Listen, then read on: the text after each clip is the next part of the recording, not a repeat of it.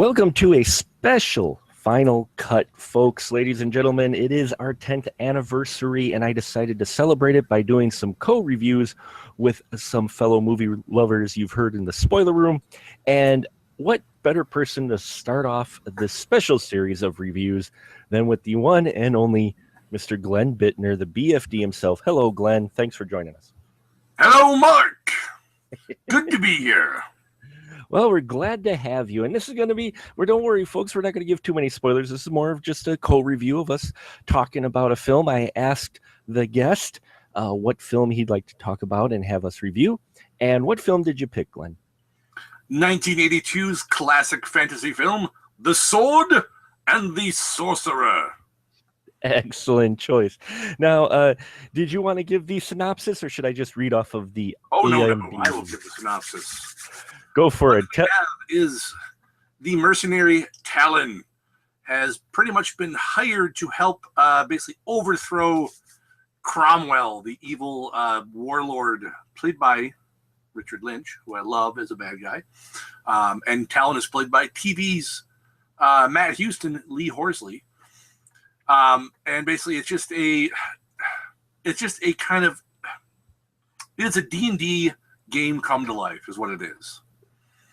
That's what this movie is, and it's just basically him saving the princess, restoring the kingdom, blah blah blah. Typical, good guy beats bad guy. It is, and what was fun about revisiting it, I used to watch this a lot as a kid, and when you recommended it, I smiled because I hadn't watched it in ages, and as a kid, I remembered the crucifixion scene, which like I said, we're not going to give too many spoilers, but let me tell you, it's a pretty cool scene in a dinner that you haven't seen really much of anywhere. Mm-hmm. But yeah, what got me and what I enjoyed about it is the fact that it's a nice mixture of camp and seriousness. And I was just talking about this to Scott Davis because he just came from Warcraft, and what surprised me is, as a kid I watched it, I didn't notice it too much, but here I noticed a lot more of the zany type adventure type feel to it, and I forgot about that part. I just remembered the darker bits, but there's a really interesting mixture of both. I mean, that's what appealed to me. What kind of appeals to you about this film? As I said, to me, it's having grown up, and this was right when I was in the heart of my D&D days. Though I still play.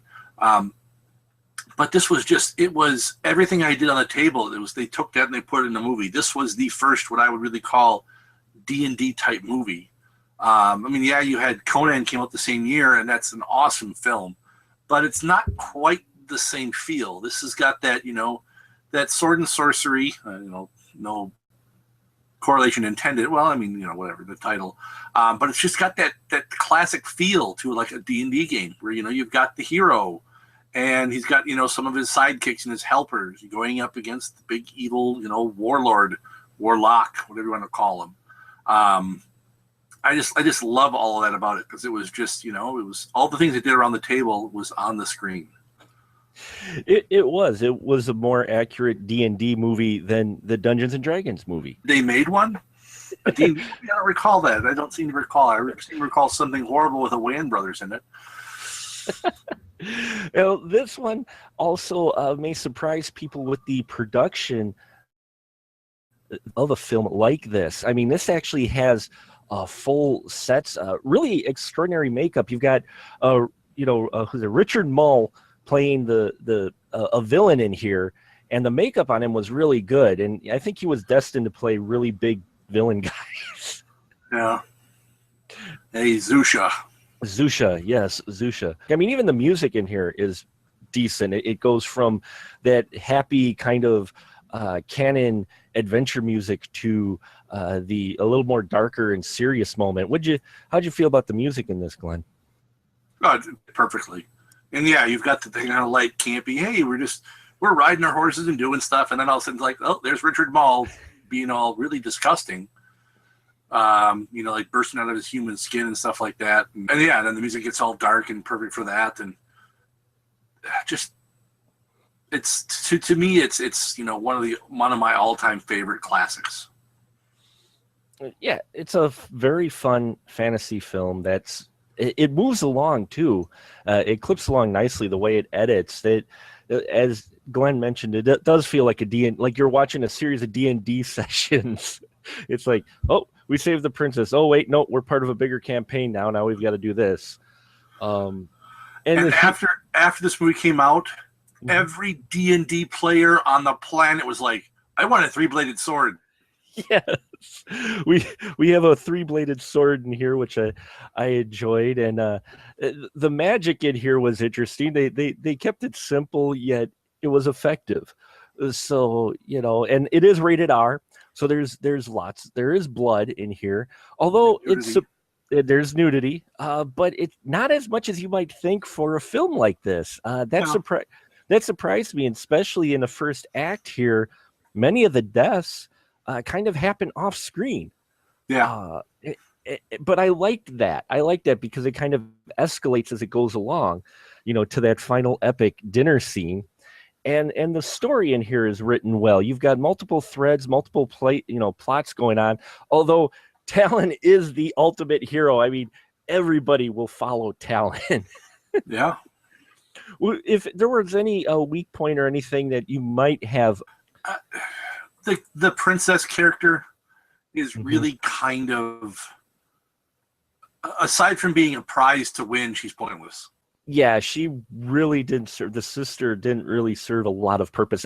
In fact, the servant, the female servant to the Lynch character, Richard Lynch character, it was more useful than she was. I mean, I that surprised me too, because I didn't remember that either. And her character is a side character, and she proved more useful than the princess. So. Yeah, but you had some good secondary characters in here. Mm-hmm. I mean, you've got like Joe Regalabuto, who's done a ton of like character type stuff, and he's in here as one of Talon's little cronies. And then you've got I don't know the actor's name, but like the like pirate guy. Mm-hmm. Who, I don't know which one he is in the movie. I cannot remember what his name is. I'm forgetting. I forgot. He was the one that just kind of pops up out of there going, I will help you fight Talon. It's like, fight for Talon. Yes, I will help you. Yeah. And that's what, that gives you some of the comic relief too, is some of the things that happen once he joins up. Well, yeah. And then the way they edit this too, everyone, they don't hold your hand either. You don't see everything that happens. There's a moment where they say, hey, we're going to do this. And then you get to see the end result, but you don't see the beginning, and usually was in a humorous way, especially when they were trying to storm the castle, which was a great running shtick.